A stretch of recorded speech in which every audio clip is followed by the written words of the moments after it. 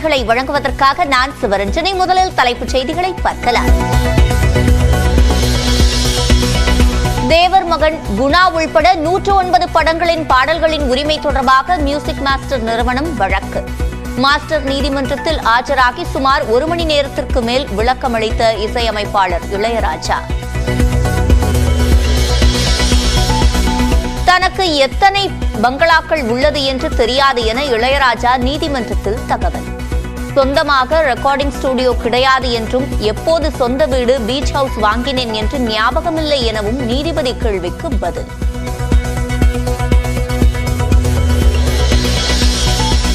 திமுகவில் மாவட்ட செயலாளர்கள் விரைவில் மாற்றப்படுவார்கள் என தகவல். ஓரிரு நாளில் அறிவிப்பு வெளியாகும் என எதிர்பார்ப்பு. 60 ஆண்டுகால பழைய வருமான வரி மசோதாவுக்கு முடிவு. மாதம் 1 லட்சம் ஊதியத்திற்கு வரி கட்ட தேவையில்லை என்ற புதிய வருமான வரி மசோதாவை மக்களவையில் தாக்கல் செய்தார் நிதியமைச்சர் நிர்மலா சீதாராமன். மாநிலங்களவையை தொடர்ந்து மக்களவையிலும் வக்ஃப் மசோதா தொடர்பான நாடாளுமன்ற கூட்டுக்குழு அறிக்கை தாக்கல். எதிர்ப்பு தெரிவித்து காங்கிரஸ் உள்ளிட்ட எதிர்க்கட்சிகள் வெளிநடப்பு. சென்னை அடையாறு மேம்பாலம் அருகே மெட்ரோ சுரங்கப் பணிகள் நிறைவு. நேரில் ஆய்வு செய்த முதலமைச்சர் மு.க. ஸ்டாலின்.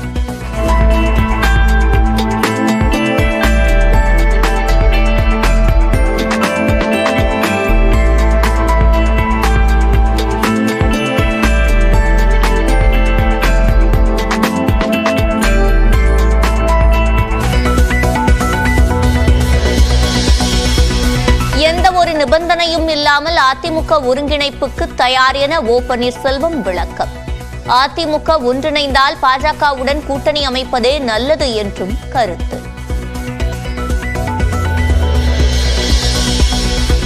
துரோகிகள் எடுத்து வைக்கின்ற வாதங்கள் அதிமுகவை அசைத்து பார்க்க முடியாது. என்னை சோதிக்காதீர்கள் என செங்கோட்டையன் பேசியிருந்த நிலையில் வீடியோ வெளியிட்டுள்ள ஆர்.பி. உதயகுமார். எதிரிகள் எடுத்து வைக்கின்ற வாதங்கள், துரோகிகள் எடுத்து வைக்கின்ற வாதங்கள் அனைத்து இந்திய அண்ணா திராவிட முன்னேற்ற கழகத்தை அசைத்து பார்க்க முடியாது. அதிமுக மற்றும் தேர்தல் ஆணைய விவகாரத்தில் உச்சநீதிமன்றத்தில் ஓபிஎஸ் மகன் ரவீந்திரநாத், ராம்குமார் ஆதித்தன், கே.சி. பழனிசாமி கேவியட் மனு. இபிஎஸ் மனு தள்ளுபடியான நிலையில் மேல்முறையீடு செய்தால் தங்கள் தரப்பு வாதத்தை கேட்காமல் முடிவெடுக்க கூடாது என கோரிக்கை. எடப்பாடி பழனிசாமியின் கட்டுப்பாட்டில் அதிமுக இல்லை என்பதற்கு எடுத்துக்காட்டுதான் செங்கோட்டையனின் பேச்சு. EPS, Thangamani, S P. வேலுமணி எல்லாம் தனக்கு ஜூனியர் என செங்கோட்டையன் பேசியதாக தகவல் என்றும் அமைச்சர் ரகுபதி பேட்டி. திமுகவின் வாக்கு வங்கி உயர்ந்துள்ள நிலையில் அதிமுக கலகலத்து போயுள்ளது. சென்னை அறிவாலயத்தில் சட்டத்துறை அமைச்சர் ரகுபதி சென்னையில் பேட்டி. எல்லாரும் சேர்ந்து வந்தாலும் தனித்து வந்தாலும் இந்த திராவிட மாடல் ஆட்சியை நடத்தி கொண்டிருக்கிற மாண்புமிகு தமிழ்நாடு முதலமைச்சருடைய ஆட்சிக்கு இன்றைக்கு ப்ரோ இன்கம்பன்சி தான் இருக்கிறது, ஆதரவு அலை தான் இருக்கிறது. ஆன்டி இன்கம்பன்சி என்பது கிடையவே கிடையாது, எதிர்ப்பலை என்பது கொஞ்சம் கூட கிடையாது என்பதை நாங்கள் உறுதிபட தெரிவித்துக் கொள்கிறோம். அங்கே அண்ணா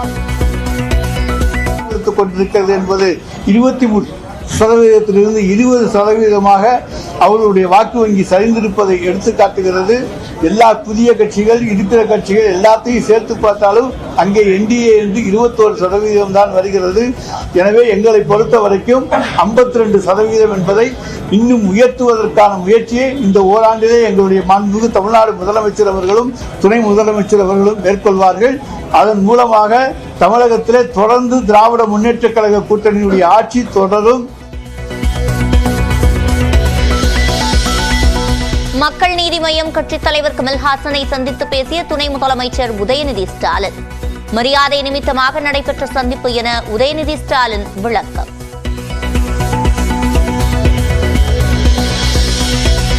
தவேகாவின் ஆண்டு விழா மற்றும் பொதுக்குழு கூட்டம் நடத்த கட்சித் தலைவர் விஜய் உத்தரவு. சென்னை YMCA-வில் அனுமதி கிடைக்காத நிலையில் மாற்று இடத்தை தேர்வு செய்யும் பணி தீவிரம்.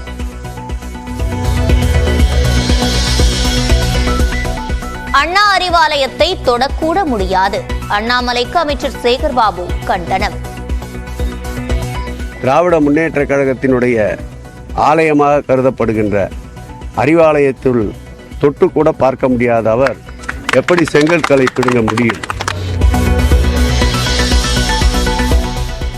சென்னை வடக்கு போக்குவரத்து காவல் இணை ஆணையர் மகேஷ்குமார் சஸ்பெண்ட்.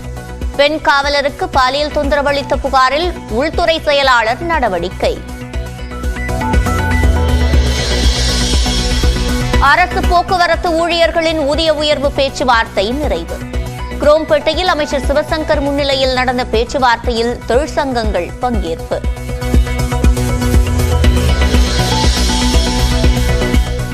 மானாமதுரை அருகே பைக் ஓட்டியதால் தாழ்த்தப்பட்ட சமூக இளைஞரின் கையை வெட்டியதாக புகார். ஆதிக்க சாதியை சேர்ந்த 3 பேரை கைது செய்து விசாரணை. சிவகங்கையில் கை வெட்டப்பட்ட பட்டியலின மாணவனுக்கு மதுரை அரசு மருத்துவமனையில் சிகிச்சை. உயர் சாதியினர் தங்களை கீழ் சாதியினர் என கூறி கொடுமைப்படுத்துவதாக கண்ணீர். நரம்பூரம் கட்டாயி போச்சு.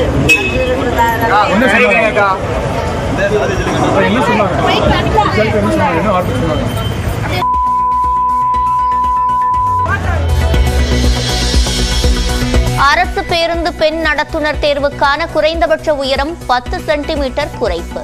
இனி 150 சென்டிமீட்டர் இருந்தாலும் நடத்துனர் ஆகலாம் என அரசாணை.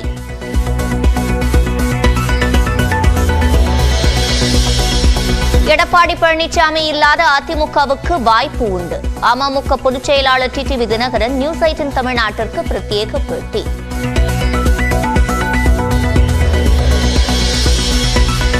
அண்ணன் தம்பி சண்டைகள் சரியாவது போல அதிமுகவில் நிலவும் பிரச்சனைகள் சரியாகிவிடும். இபிஎஸ்ஸின் செல்வாக்கை குறைக்க தமிழக அரசு முயற்சிப்பதாகவும் மதுரையில் செல்லூர் ராஜு குற்றச்சாட்டு.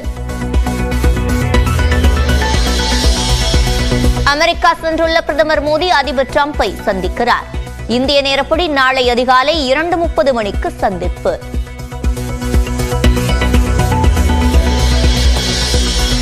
தங்கம் விலை சவரனுக்கு 320 ரூபாய் அதிகம். ஒரு சவரன் 63,840 ரூபாய்க்கு விற்பனை. அதிமுக ஒருங்கிணைப்பிற்கு எந்த ஒரு நிபந்தனையும் இன்றி தான் தயாராக உள்ளதாக முன்னாள் முதலமைச்சர் ஓ பன்னீர்செல்வம் தெரிவித்துள்ளார். அதிமுக உறுப்பினர்கள் எல்லாம் இன்றைக்கு ஒரே கூக்குரலிட்டுக் கொண்டிருக்கிறார்கள். ஒன்று சேருங்கள், ஒன்று சேருங்கள், ஒன்று சேருங்கள். நான் சொல்றது கேளுங்க. நான் சொல்லிட்டேன், எனக்கு எந்த வித நிபந்தனையும் கிடையாது. அம்மா எனக்கு 3 முறை முதலமைச்சராக கொடுத்துட்டாங்க. 12 வருஷம் பொருளாதார கட்சியில் இருந்துட்டேன். நான் பொருளாதார பதவி இருக்கும்போது 2 கோடி ரூபாய் பற்றாக்குறை. நான் வெளியே வரும்போது 256 கோடி ரூபாய் வைப்பு நிதியாக வைத்து வந்தேன். அதிமுக ஒன்றிணைந்தால் பாஜகவுடன் கூட்டணி வைப்பதுதான் தனது நிலைப்பாடு என்று ஓ பன்னீர்செல்வம் தெரிவித்துள்ளார். சார், நான் இன்னைக்கு என்டில தானே இருக்கேன். இல்ல அதிமுக நீங்க ஒன்றிணைஞ்சு அதிமுக தேசிய கூட்டணியில் இருப்பதுதான் நல்லது என்ற மனப்பான்மையோட நான் இருக்கிறேன். தமிழ்நாட்டு மக்களும் எதை விரும்புகிறார்களோ அதை அதிமுக அடிப்படை அதிமுக செய்து காட்டுவோம். அவர் அதையே மறுத்திருக்காரு. நான் அந்த நோக்கத்தில் அடிப்படையில் பேசல என்று அவரே திரு அண்ணாமலை அவர்களே மறுத்திருக்கிறார். எதிரிகள் மற்றும் துரோகிகளின் வாதத்தால் அதிமுகவை அசைத்து பார்க்க முடியாது என்று முன்னாள் அமைச்சர் ஆர்பி உதயகுமார் தெரிவித்துள்ளார். என்னை சோதிக்காதீர்கள் என செங்கோட்டையன் பேசியிருந்த நிலையில் ஆர்பி உதயகுமார் வீடியோ மூலம் இதனை தெரிவித்துள்ளார். எதிரிகள் எடுத்து வைக்கின்ற வாதங்கள், துரோகிகள் எடுத்து வைக்கின்ற வாதங்கள் அனைத்து இந்திய அண்ணா திராவிட முன்னேற்ற கழகத்தை அசைத்து பார்க்க முடியாது.